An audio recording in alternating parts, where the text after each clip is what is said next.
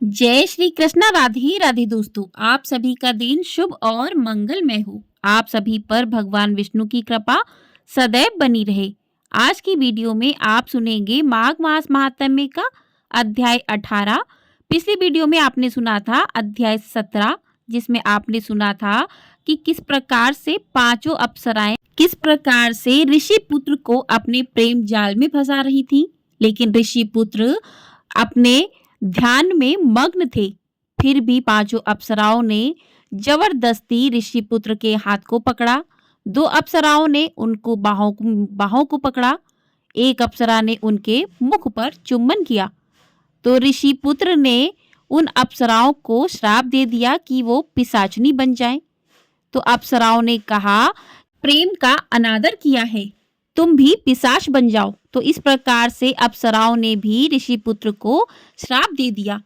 तो वो दोनों अप्सराएं और ऋषिपुत्र पिशाचनी और पिशाच की योनि में भटकते रहे। उसके बाद लोमेश ऋषि ने उन्हें मोक्ष की प्राप्ति करवाई। कहा कि किस प्रकार से माघ के महीने में अमृत स्नान करना चाहिए, जिससे सभी योनियों से मुक्त होकर मोक्ष की प्राप्ति होती है। उसके आगे का वृत्तांत आप आज के अध्याय में सुनेंगे। तो प्रिय श्रोताओं, आज के अध्याय में लोमेश जी कहने लगे कि पूर्व काल में अवंती देश में वीरसेन नाम का राजा था। उसने नर्मदा के किनारे राजसूय यज्ञ किया और अश्वमेध यज्ञ भी किए, जिनके खंभे सोने के बनाए गए। ब्राह्मणों को अन्न का बहुत सा दान किया और बहुत सी गाय, सुंदर वस्त्र और सोने के आभूषण दान में दिए। वह देवताओं का भक्त और दान करने वाला था। भद्रक नाम का एक ब्राह्मण, जो अत्यंत मूर्ख, कुलहीन, ऋषि कार्य करने वाला, दुराचारी तथा अधर्मी था, वह भाई बंधुओं का त्यागा हुआ इधर उधर घूमता हुआ देवयात्रियों के साथ प्रयाग में आया और माघ में उनके साथ 3 दिन तक स्नान किया। वह 3 दिन में ही निष्पाप हो गया। फिर वह अपने घर चला गया। वह ब्राह्मण और राजा दोनों एक ही दिन मृत्यु को प्राप्त हुए। मैंने इन दोनों को बराबर इंद्रलोक में देखा। तेज, रूप, बल, स्त्री, वस्त्र और आभूषणों में दोनों समान थे। ऐसा देखकर उसके महात्म्य को क्या कहा जाए। राजसूय यज्ञ करने वाला स्वर्ग का सुख भोग कर फिर भी जन्म लेता है, परंतु संगम में स्नान करने वाला जन्म मरण से रहित हो जाता है। गंगा और यमुना के संगम की हवा के स्पर्श से ही बहुत से दुख नष्ट हो जाते हैं। अधिक क्या कहें, और किसी भी तीर्थ में किए गए पाप माघ मास में प्रयाग में स्नान करने से नष्ट हो जाते हैं। मैं पिशाच मोचन नाम का एक पुराना इतिहास सुनाता हूँ। इस इतिहास को यह कन्याएं और तुम्हारा पुत्र भी सुने, उससे इनको स्मृति प्राप्त होगी। बोलिए भगवान विष्णु की जय। इसी के साथ आज का अध्याय यहीं पर समाप्त हुआ। इसके आगे का वृत्तांत आप अगले अध्याय में सुनेंगे। बोलिए भगवान विष्णु जी की जय। तो प्रिय श्रोताओं, अब हम जानेंगे कि महाकुंभ से वापस आते समय कौन सी वस्तु वहां से लेकर आनी चाहिए। तो महाकुंभ से लौटते समय केवल आध्यात्मिक अनुभव ही नहीं, बल्कि सुख, समृद्धि और आशीर्वाद भी साथ लेकर आते हैं। अगर आप भी संगम जा रहे हैं तो इन चीजों को साथ में जरूर लाएं। महाकुंभ हिंदू धर्म का पवित्र पर्व है। महाकुंभ में स्नान लेने के लिए लोग देश विदेश से पवित्र घाटों पर पहुंचते हैं। प्रयागराज में महाकुंभ के दौरान भी करोड़ों की संख्या में लोग यहाँ पहुंचेंगे। धार्मिक मान्यताओं के अनुसार इस दौरान संगम में डुबकी लगाने से व्यक्ति को सभी तरह के पापों से मुक्ति मिलती है। वहीं इस दौरान कई ऐसे महत्वपूर्ण दिन और तिथि भी है जिस दिन स्नान दान करने का विशेष महत्व है। मान्यता है कि इन तिथियों पर स्नान दान करने से जीवन की सभी बाधाएं दूर होती हैं और साधक को मनोवांछित फल की प्राप्ति होती है। इसके अलावा इससे जुड़ी यह भी मान्यता है कि अगर आप महाकुंभ जा रहे हो तो वहां से अपने साथ कुछ विशेष चीजें घर लाने से जीवन में सुख, शांति और समृद्धि आती है। पूरे 144 वर्षों के बाद महाकुंभ मेला का आयोजन किया जाता है। महाकुंभ सबसे बड़ा और प्रमुख धार्मिक अनुष्ठान माना जाता है।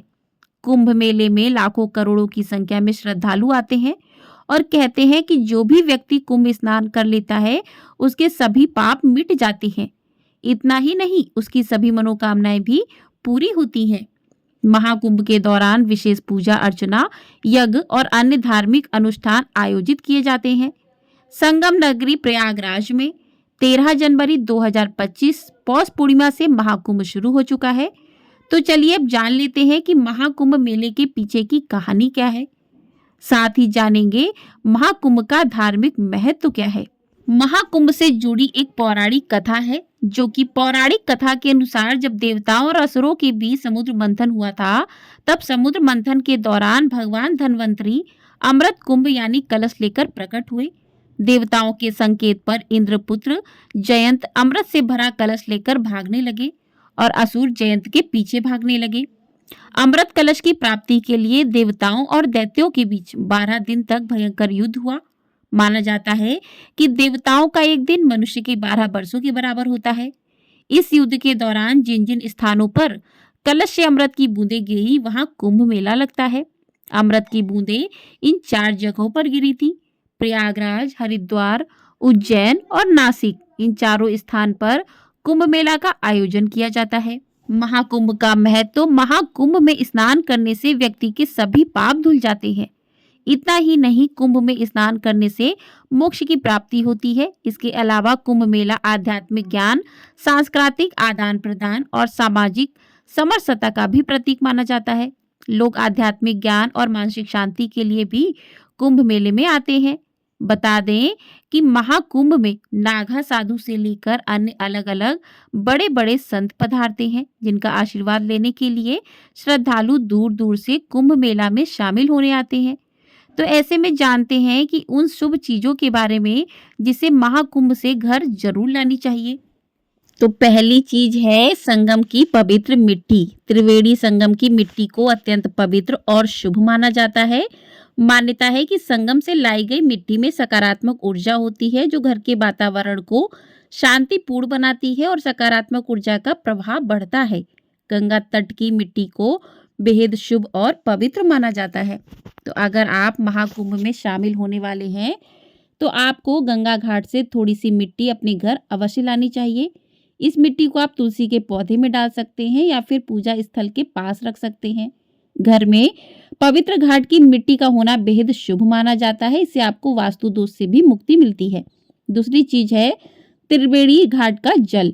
प्रयागराज में त्रिवेणी घाट में डुबकी लगाने का महत्व बहुत अधिक है। साथ ही आपको त्रिवेणी घाट के जल को भी प्रयागराज से अपने घर लाना चाहिए। इस जल को अगर आप घर पर रखते हैं तो कई ग्रह दोष और वास्तु दोष दूर हो जाते हैं।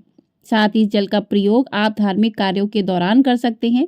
त्रिवेणी घाट के जल को नहाने के पानी में मिलाने से आपको शांति और मानसिक सुकून प्राप्त हो सकता है। तीसरी चीज है तुलसी की माला या फिर रुद्राक्ष। रुद्राक्ष और तुलसी माला को हिंदू धर्म में अत्यंत पवित्र माना जाता है। प्रयागराज में कुंभ नहाने के साथ ही इन चीजों को भी आप अपने घर अवश्य लाएं। इन चीजों को घर लाने से घर की नकारात्मक ऊर्जा दूर होती है। अगर आपको किसी साधु सन्यासी से रुद्राक्ष मिल जाए तो समझ लीजिए कि आपका जीवन सुधर गया है। अगर ना भी मिले तब भी आप खरीदकर इसे घर में जरूर लाएं। महाकुंभ से भोग जरूर लाएं। प्रयागराज में त्रिवेणी संगम के साथ ही कई पवित्र मंदिर भी हैं। कुंभ में स्नान करने के बाद इन मंदिर के दर्शन करने से ही आपकी यात्रा पूरी मानी जाती है। आपको भी कुंभ स्नान के बाद किसी न किसी मंदिर अवश्य जाना चाहिए और वहां के भोग को घर लाना चाहिए। महाकुंभ के दौरान मंदिरों में बने भोग को दिव्य भोग कहा जाता है। इस भोग को अगर आप घर लाते हैं तो इसे बेहद शुभ फलदायक माना जाता है। पांचवी चीज है पुष्प। आपको महाकुंभ से पुष्प घर अवश्य लाने चाहिए। आपको त्रिवेणी घाट में या किसी मंदिर में पुष्प अवश्य मिल जाएंगे। वहां किसी साधु सन्यासी से अगर पुष्प मिल जाए तो इससे शुभ और भी माना जाता है। धार्मिक मान्यताओं के अनुसार महाकुंभ से लाए गए पुष्प से आपके घर में सुख शांति आती है। आपके घर के ग्रह दोष दूर हो जाते हैं और जीवन में संतुलन लौटता है। छठवीं चीज है शिवलिंग और पारस पत्थर। महाकुंभ से शिवलिंग या पारस पत्थर लाना अत्यंत शुभ माना गया है। इसे घर के पूजा स्थल पर स्थापित करने से परिवार में सुख शांति सौभाग्य का वास होता है। यह धार्मिक प्रतीक न केवल आध्यात्मिक ऊर्जा प्रदान करता है बल्कि जीवन में आने वाली परेशानियों को भी दूर करता है।